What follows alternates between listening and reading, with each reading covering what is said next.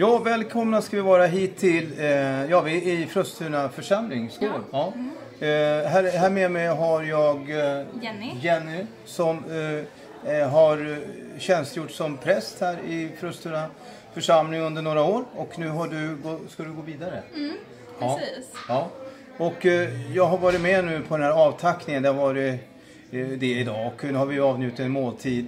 Som sagt var så tänker jag bara fråga som jag brukar göra, och du som lyssnar till det här i Jeshua.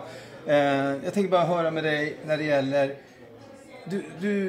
vi lever i Guds anda och ord och så här, men om vi nu ska gå vidare för samhället och för Sverige. Vad behöver Sverige? Och någonstans är vi Kristi kropp och en enhet, men vad tycker du? Vad tror du att vi behöver härifrån och framåt?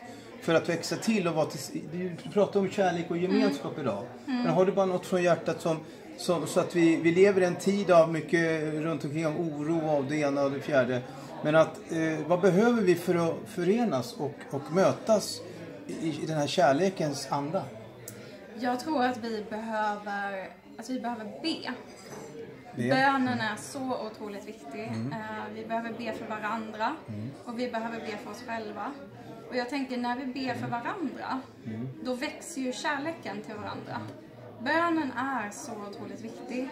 Att vi ber för oss själva, för varandra, för vår kyrka och för hela Guds skapelse. Och när vi gör det, då växer kärleken till vår nästa. Och det är så otroligt viktigt. Det kan jag hålla med om och känna med också om att det finns kraft i bönen. Jag tänkte bara avrunda med att säga det att du ska vidare, men det är liksom hopp om en framtid. Jag vill bara kort att jag är själv uppväxt i en kristen familj och allt det här. Och jag tänker du som kvinna och som präst, hur ser du på det liksom i framöver? Finns det en framtid för bara inte för att bli för klitschig, men för kvinnor i samhället också att våga vara med eller få ta plats? Det tycker jag absolut, och jag tycker kvinnor gör det idag. Alltså, de flesta kvinnor vågar ta plats. Unga kvinnor ser vi idag liksom att det är självklart för dem på något sätt att göra det.